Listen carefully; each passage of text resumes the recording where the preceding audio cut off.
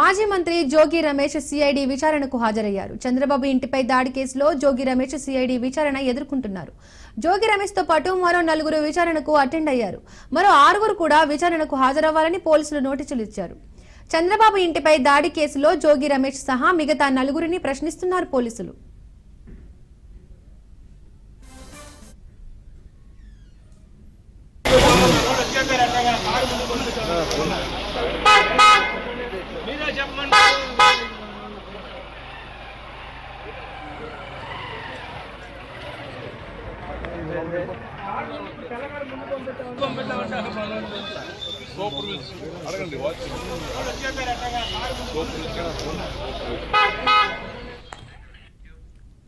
మాజీ మంత్రి జోగి రమేష్ సిఐడి విచారణకు హాజరయ్యారు. చంద్రబాబు ఇంటిపై దాడి కేసులో జోగి రమేష్ సిఐడి విచారణ ఎదుర్కొంటున్నారు.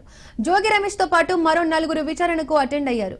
మరో 6 కూడా విచారణకు హాజరవ్వాలని పోలీసులు నోటీసులు ఇచ్చారు.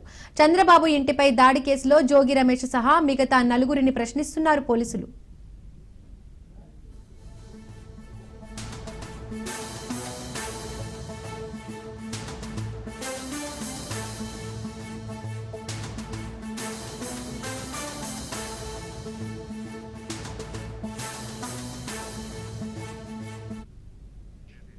ఇక ఇదే అంశానికి సంబంధించి పూర్తి అప్డేట్స్ మా కరెస్పాండెంట్ శ్రీనివాస్ అందిస్తారు. శ్రీనివాస్, చెప్పండి.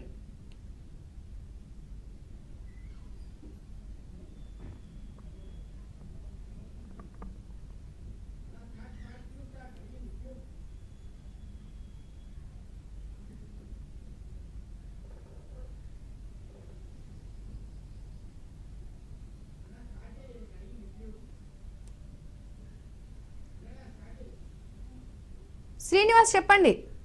దీపిక, వైఎస్ఆర్సీపీ నేత అట్లాగే మాజీ మంత్రి జోగి రమేష్కి సంబంధించి 2 రోజుల క్రితం సిఐడి మరోసారి నోటీసులు జారీ చేయడం జరిగింది. దీనికి సంబంధించి ముఖ్యంగా గతంలో ప్రతిపక్ష నేత అట్లాగే టీడీపీ అధినేత ప్రస్తుత సీఎంగా ఉన్నటువంటి చంద్రబాబు నాయుడు ఇంటిపై గతంలో దాడి జరిగిన ఘటన రాష్ట్ర వ్యాప్తంగా కూడా తీవ్ర కలకలం రేపింది. ఈ ఘటనకు సంబంధించి ఈ టీడీపీ ఎన్డీఏ ప్రభుత్వం రాష్ట్రంలో అధికారంలోకి వచ్చిన తర్వాత చంద్రబాబు ఇంటిపై దాడికి సంబంధించినటువంటి పూర్తి వివరాలు అలాగే ఫిర్యాదులతో కలిపిన ఒక ఎఫ్ఐఆర్ను కూడా నమోదు చేయడం జరిగింది. ఈ నేపథ్యంలోనే దీనికి బాధ్యులు ఎవరైతే ఉన్నారో వైఎస్ఆర్సీపీ నేతలు అట్లాగే వాళ్ళకి ఎవరైతే సహకరించారో వాళ్ళందరినీ కూడా ఎఫ్ఐఆర్లో ఇంక్లూడ్ చేయడం జరిగింది. దీనిలో భాగంగానే ఎన్డీఏ ప్రభుత్వం అధికారంలోకి వచ్చినటువంటి నెల రోజుల తర్వాత వీళ్ళందరిపైన కూడా కేసు విచారణ నిమిత్తం కూడా నోటీసులు పంపడం జరిగింది. అయితే తొలుతగా ఈ కేసుకు సంబంధించి మొదటగా మంగళగిరి గ్రామీణ పోలీసులు ఎఫ్ఐఆర్ నమోదు చేయడం జరిగింది. అంటే ఇది చంద్రబాబు నివాసం మంగళగిరి గ్రామీణ పోలీస్ స్టేషన్ లిమిట్స్ రావడం వల్ల అక్కడ మంగళగిరి డిఎస్పీ ఆధ్వర్యంలో విచారణ అధికారిగా ఉన్నటువంటి మురళీకృష్ణ ఈ కేసును విచారణ చేపట్టడం జరిగింది. అయితే సాధారణ లాండ్ ఆర్డర్ పోలీసులకు వైసీపీ నేతలు అట్లాగే ఈ దాడి ఘటనలు ఎవరైతే ఉన్నారో మాజీ మంత్రి జోగి రమేష్ తో పాటు అతని అనుచరులు కూడా అప్పట్లో పోలీసులకు సరిగ్గా కోఆపరేట్ చేయడం జరగలేదు. దీంతో వీళ్ళు ఈ కేసును సిఐడికి అప్పచెప్పడం జరిగింది. సిఐడికి అప్పచెప్పిన తర్వాత ఈ కేసుకు సంబంధించి విచారణ మరింత వేగవంతం చేయడం జరిగింది. అయితే ఈ కేసుకు సంబంధించి కీలక వ్యక్తిగా భావించినటువంటి మాజీ మంత్రి జోగి రమేష్ కు గతంలో కూడా సిఐడి 3 సార్లు నోటీసులను జారీ చేయడం జరిగింది.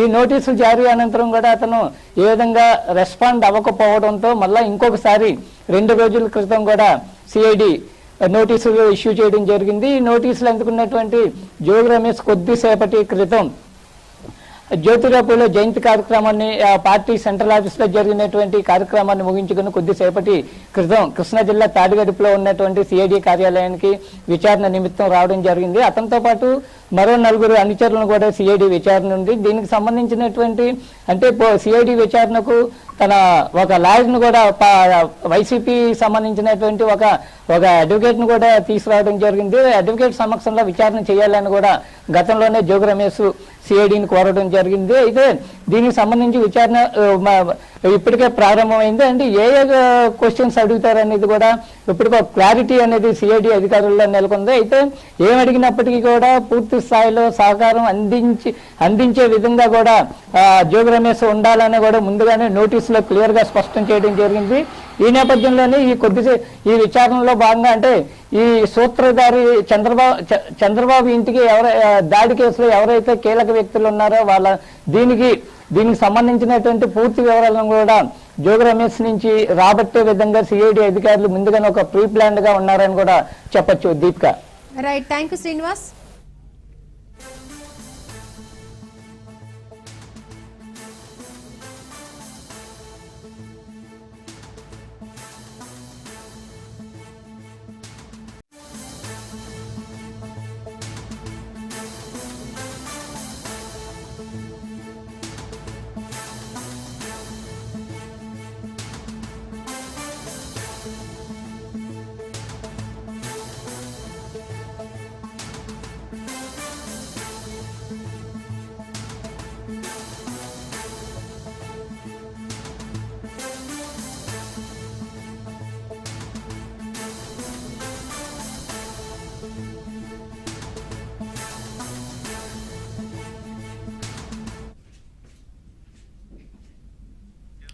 తన సినిమాకు భయపడే కన్నప్ప సినిమాను వాయిదా వేసుకున్నారని మంచు మనోజ్ ఆరోపించారు.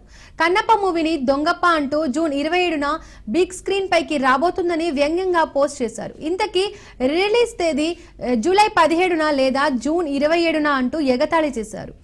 100 కోట్లకు పైగా బడ్జెట్ మూవీ కదా, మీ పిఆర్ ప్లానింగ్ కేకా అంటూ మంచు మనోజ్ తన ట్విట్టర్లో వ్యంగ్యాస్త్రాలు స్పందించారు.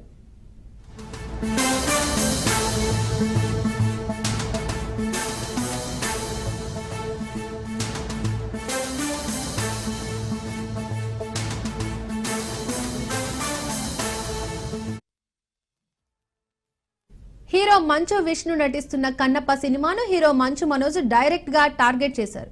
ఏకంగా జూలై 27న దొంగప్ప సినిమా వస్తుందని ఎక్స్ వేదికగా ట్వీట్ చేశారు. ప్రస్తుతం మనోజ్ ట్వీట్ వివాదాస్పదమవుతోంది. ఇక కన్నప్ప సినిమాకు పోటీగా మనోజ్ నటించిన భైరవం సినిమా విడుదల కాబోతోంది.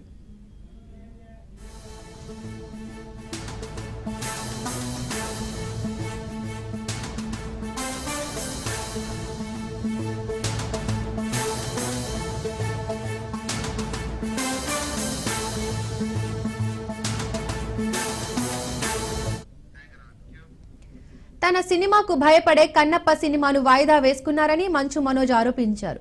కన్నప్ప మూవీని దొంగప్ప అంటూ జూన్ 27న బిగ్ స్క్రీన్ పైకి రాబోతుందని వ్యంగ్యంగా పోస్ట్ చేశారు. ఇంతకీ రిలీజ్ తేదీ జూలై 17న లేదా జూన్ 27న అంటూ ఎగతాళి చేశారు. 100 కోట్లకు పైగా బడ్జెట్ మూవీ కదా, మీ పిఆర్ ప్లానింగ్ కేకా అంటూ మంచు మనోజ్ తన ట్విట్టర్లో వ్యంగ్యాస్త్రాలు స్పందించారు.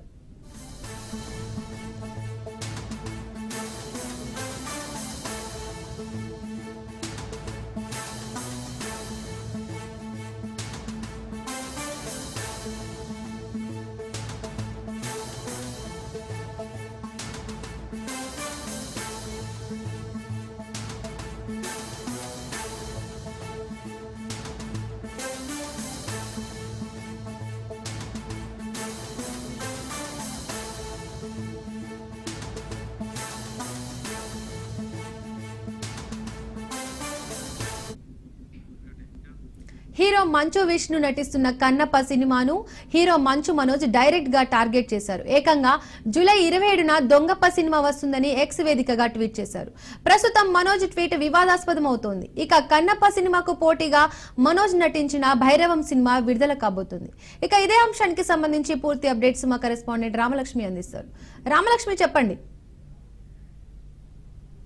ఎస్, ముఖేష్ కుమార్ సింగ్ డైరెక్షన్లో ముందుకొచ్చిన కన్నప్ప మూవీ, ఇటు మంచు ఫ్యామిలీ నుంచి పెద్ద కొడుకుగా నటిస్తున్న ఈ మూవీలో ఇప్పుడు జూలై 27న అయితే రిలీజ్ కానుంది. అయితే ఈ మూవీని టార్గెట్గా చేసుకుని ఇప్పుడు రీసెంట్గా మంచు మనోజ్ అయితే కనుక అనేక సంచలనమైన కామెంట్స్ అయితే చేస్తున్నారు. ట్విట్టర్ వేదికగా ఈ కన్నప్ప మూవీని దొంగప్ప మూవీ అని చెప్పేసి ట్వీట్ చేయడం జరిగింది. ఇటు అంటే ఎంతో 200 200 కోట్ల బడ్జెట్ పెట్టి ఎంతో మంచిగా వెళ్ళాలని చేసిన ఈ కన్నప్ప మూవీని ఎన్నో ఆశలు పెట్టుకొని పెద్ద పెద్ద కాస్టింగ్ వాళ్ళని అంటే ఇటు ప్రభాస్ తో పాటు హాలీవుడ్ లెవెల్స్ లో ఉన్న టెక్నీషియన్స్ ని ఇక్కడ పెట్టి అలాగే బాలీవుడ్ యాక్టర్స్ ని కూడా ఇందులో ఉంచిన విషయం మనందరికీ తెలిసిందే. అలాగే ఇప్పుడు మంచు ఫ్యామిలీలో జరిగిన వివాదాస్పదమైన విషయాలన్నీ కూడా మనందరికీ తెలుసు. అయితే ఇవన్నీ జరిగిన విషయంలో కూడా ఇప్పుడు ఇలాంటి వివాదం అయిన తర్వాత మన ముందుకు వస్తున్న మంచి ఫ్యామిలీ నుంచి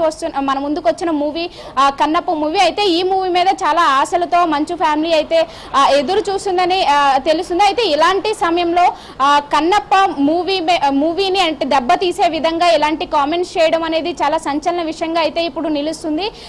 అంటే గతంలో కూడా కన్నప్ప మూవీ తీస్తున్న టైంలో అంటే రిలీజ్ టైంలో అదే సమయంలో మంచు మనోజ్ తీస్తున్న భైరవ మూవీ కూడా రిలీజ్ అవడంతో డేట్ నైతే కనుక ఎక్స్టెండ్ చేసుకున్నారు. ఇప్పుడు జూలై 27th కి రిలీజ్ అవుతున్న ఈ మూవీ ఎప్పుడు రిలీజ్ అవుతుంది అంటే 27th రిలీజ్ అవుతుందా 17th రిలీజ్ అవుతుందా అని చెప్పేసి కొంచెం వ్యంగ్యంగా అయితే కనుక పోస్ట్ చేయడం జరిగింది.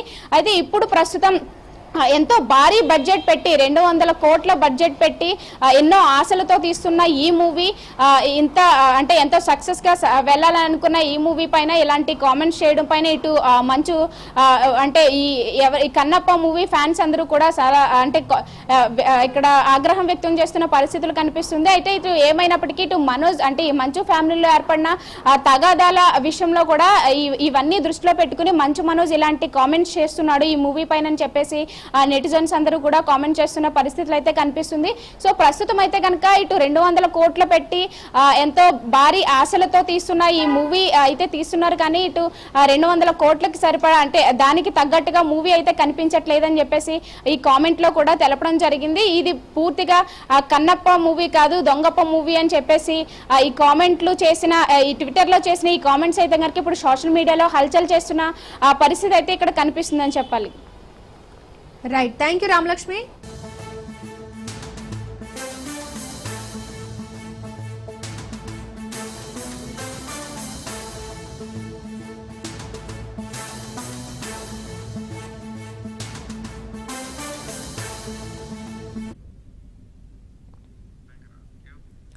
గ్యాంగ్స్టర్ నయీం ఆస్తులను జప్తు చేయాలని ఎన్ఫోర్స్మెంట్ డైరెక్టర్ డిసైడ్ అయినట్టు తెలుస్తోంది. మొత్తం 35 చోట్ల నయీంకు ఆస్తులు ఉన్నట్లు గుర్తించారు. నయీం కుటుంబ సభ్యుల పేర్ల మీద అవన్నీ రిజిస్ట్రేషన్ అయి ఉన్నట్లు నిర్ధారించారు.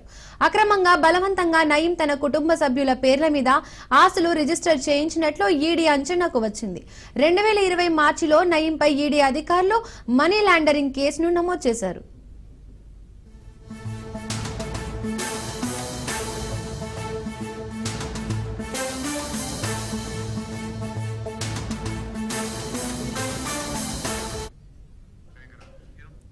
అప్పటి నుండి ఐడి అధికారులు సిట్ సమాచారంతో ఈసీఐఆర్ నమోదు చేసింది. అయితే ఆస్తులకు సంబంధించి సమన్లు పంపించినా నయీం కుటుంబ సభ్యులు ఎవరు స్పందించడం లేదు. మరోవైపు కోట్ల రూపాయల విలువైన ఆస్తులకు సంబంధించి ఐటీ రిటర్న్స్ కూడా ఫైల్ చేయలేదు. ఈ నేపథ్యంలోనే నయీం ఆస్తులను జప్తు చేయాలని ఈడీ నిర్ణయం తీసుకుని చర్యలు ప్రారంభించింది.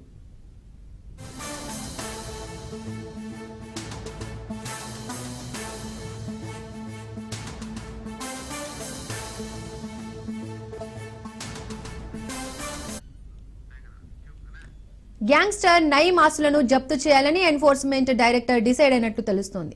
మొత్తం 35 చోట్ల నయీంకు ఆస్తులు ఉన్నట్లు గుర్తించారు. నయీం కుటుంబ సభ్యుల పేర్ల మీద అవన్నీ రిజిస్ట్రేషన్ అయి ఉన్నట్లు నిర్ధారించారు. అక్రమంగా బలవంతంగా నయీం తన కుటుంబ సభ్యుల పేర్ల మీద ఆస్తులు రిజిస్టర్ చేయించినట్లు ఈడీ అంచనాకు వచ్చింది. 2020 మార్చిలో నయీంపై ఈడీ అధికారులు మనీ లాండరింగ్ కేసును నమోదు చేశారు.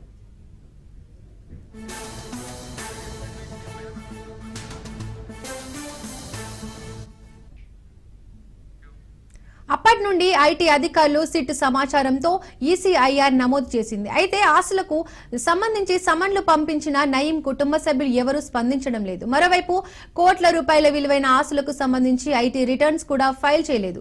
ఈ నేపథ్యంలో నయీం ఆస్తులను జప్తు చేయాలని ఈడీ నిర్ణయం తీసుకుని చర్యలు ప్రారంభించింది. ఇక ఇదే అంశానికి సంబంధించి పూర్తి అప్డేట్స్ మా కరెస్పాండెంట్ రత్నకుమార్ అందిస్తారు. రత్నకుమార్, చెప్పండి.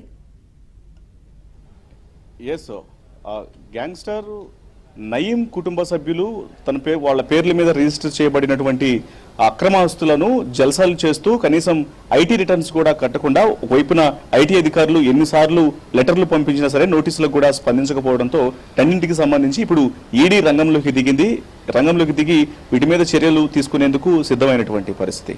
ఇక అందులో భాగంగానే ఇప్పటి వరకు దాదాపు 12 కోట్ల రూపాయల ఆస్తులు 12 కోట్ల రూపాయల విలువ చేసినటువంటి ఆస్తులు 35 రకాలుగా ఉన్నట్లు కూడా గుర్తించడం జరిగింది. వీటన్నిటి మీద కూడా చర్యలు తీసుకొని జప్తు చేసేందుకు ప్లాన్ సిద్ధం చేసింది. ఇక అందులో భాగంగానే ఇప్పుడు 2022లో ఎప్పుడైతే ఐటీ అధికారులు అలాగే స్పెషల్ ఇన్వెస్టిగేషన్ టీం సిట్ ఇచ్చినటువంటి ఫిర్యాదుల మేరకు ఎక్కడెక్కడ అక్రమాస్తులు అనేవి ఇతర బంధువులు బినామీల పేర్ల మీద రిజిస్ట్రేషన్ జరిగిందో ఆ నయీంకు సంబంధించినటువంటి వ్యక్తుల మీద వాటన్నింటిని కూడా ఆరా తీశారు.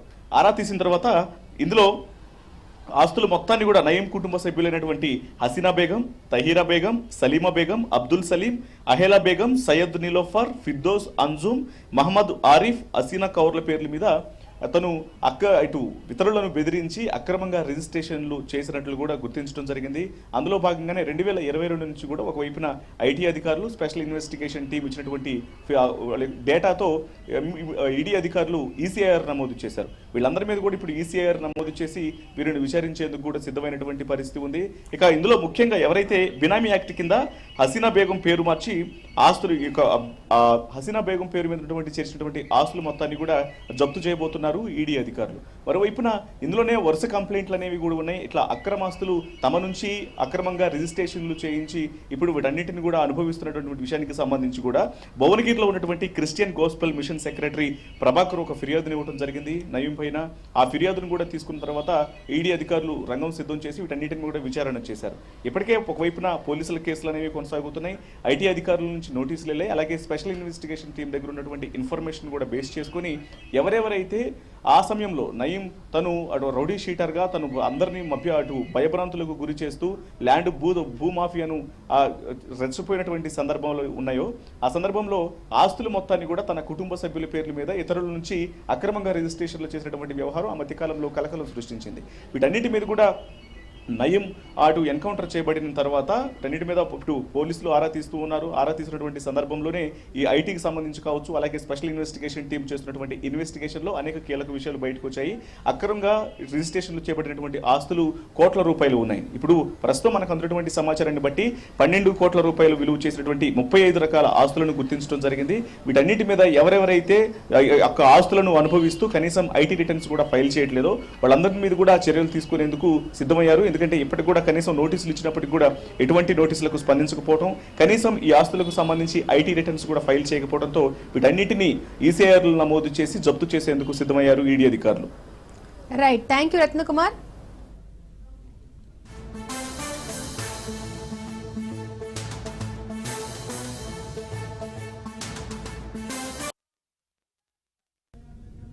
సీఎం రేవంత్ మాట్లాడుతున్నారు, ఆ లైవ్ చూద్దాం.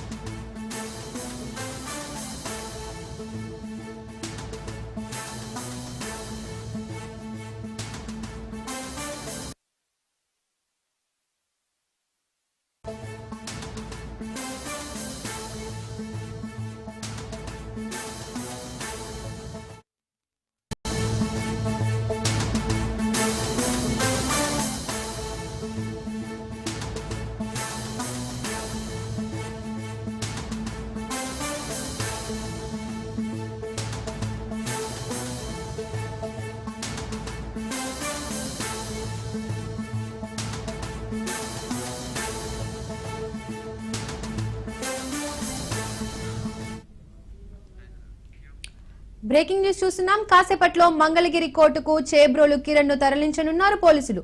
మధ్యాహ్నం 12 తర్వాతే కోర్టులో ప్రవేశపెడతామని పోలీసులు ఇప్పటికే ప్రకటించారు. వైఎస్ భారతిరెడ్డిపై అనుచిత వ్యాఖ్యలు చేసిన నేపథ్యంలో కిరణ్ ను అరెస్ట్ చేశారు పోలీసులు. సెల్ టవర్ లొకేషన్ ఆధారంగా ఇబ్రహీంపట్నంలోని చేబ్రోలు కిరణ్ ను అరెస్ట్ చేశారు పోలీసులు. ఇక చేబ్రోలు కిరణ్ ను అరెస్ట్ చేసినట్లు గుంటూరు ఎస్పీ వెల్లడించారు. మరోవైపు చేబ్రోలు కిరణ్ ను పార్టీ నుండి సస్పెండ్ చేసింది టీడీపీ హైకమాండ్.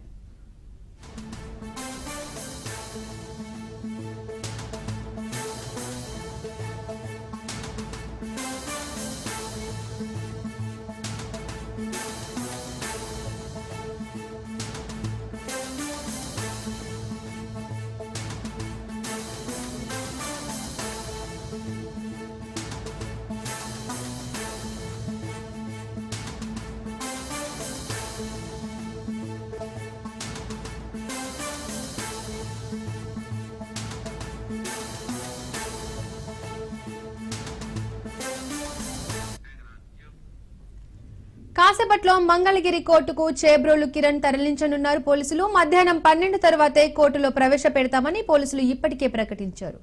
వైఎస్ భారతిరెడ్డిపై అనుచిత వ్యాఖ్యలు చేసిన నేపథ్యంలో కిరణ్ ను అరెస్ట్ చేశారు పోలీసులు. ఇక ఇదే అంశానికి సంబంధించి పూర్తి అప్డేట్స్ మా కరెస్పాండెంట్ అందిస్తారు.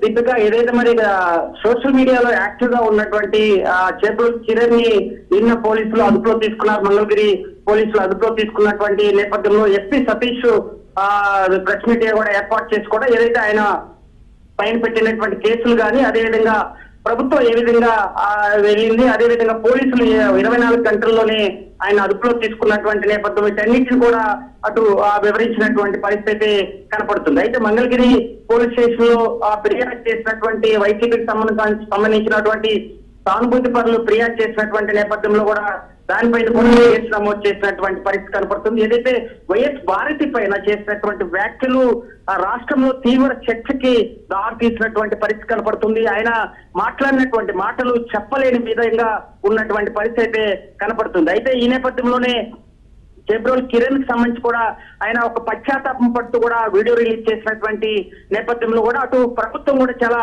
సీరియస్ గా దృష్టి సారించి 24 గంటల్లోనే అరెస్ట్ చేసి కూడా కాసేపట్లో కూడా మంగళగిరి సబ్ జైలు కి తరలించేటువంటి అవకాశం ఉంది. ఎందుకంటే మొత్తం 4 కేసులు ఈయనపైన నమోదైనటువంటి నేపథ్యంలో మంగళగిరి కేసుకు సంబంధించి ఆయన సబ్ జైలు కి తరలించేటువంటి అవకాశం, మరో 3 కేసులు కూడా పెండింగ్ ఉండేటువంటి అవకాశం ఉంది. వీటికి కూడా పీటీ వారెంట్ వేసేటువంటి అవకాశం ఉంది. ఏదైతే మరి దీనికి సంబంధించి కూడా ఏదైతే టీడీపీ కూడా స్పందించింది, అంబటి రాంబాబు అదేవిధంగా నిన్న గోరంట్ల మాధవ్ దీనిపైన కిరణ్ పైన దాడి చేయడానికి ప్రయత్నించినటువంటి సమయంలో కూడా తీవ్ర చర్చకు దారి తీసింది. ఏదైతే మరి చుట్టుకుంట ప్రాంతంలో ఆయన్ని దాడి చేసేందుకు కూడా వైసీపీ మాజీ ఎంపీ గోరంట్ల మాధవ్ దాడి పట్ల కూడా అటు పూర్తి స్థాయిలో కూడా పోలీసులు చాలా సీరియస్ గా తీసుకుని దానిపైన కూడా 307 కేసు కూడా నమోదు చేసినటువంటి పరిస్థితి కనపడుతుంది. ఏదైతే వైఎస్ భారతి మీద చేసినటువంటి వ్యాఖ్యలు ఓ పక్క కలకలం రేపుతున్నటువంటి నేపథ్యంలో మాధవ్ చేసినటువంటి వ్యవహారం కూడా అటు వైసీపీలో కూడా తీవ్ర చర్చ జరుగుతుంది. ఎందుకంటే 24 గంటల్లో ఖైదీని అరెస్ట్ చేసినటువంటి ముద్దాయిని అరెస్ట్ చేసినటువంటి నేపథ్యంలో ఖచ్చితంగా పోలీసులు వారి పని వారు చేస్తున్నటువంటి సమయంలో ఈ విధంగా వ్యవహరించే పట్ల కూడా అటు మాధవ్ పైన తీవ్ర విమర్శలు కనపడుతుంది. ఏదేమైనా ఈ కేసుకి ఒక ముగింపు పలికినట్టే. ఎందుకంటే ఆయన చేసినటువంటి వ్యాఖ్యలు సోషల్ మీడియాలో వైసీపీకి సంబంధించినటువంటి సోషల్ మీడియా ప్రతినిధులు కూడా తీవ్ర స్థాయిలో కూడా కిరణ్ పైన వ్యాఖ్యలు చేస్తున్నటువంటి నేపథ్యంలో దీనికి చెక్ పడింది. మరి కాసేపట్లో కూడా కిరణ్ ని మంగళగిరి సబ్ జైలుకి తరలించేటువంటి అవకాశం కనపడుతుంది. Deepika, right, thank you Ramesh.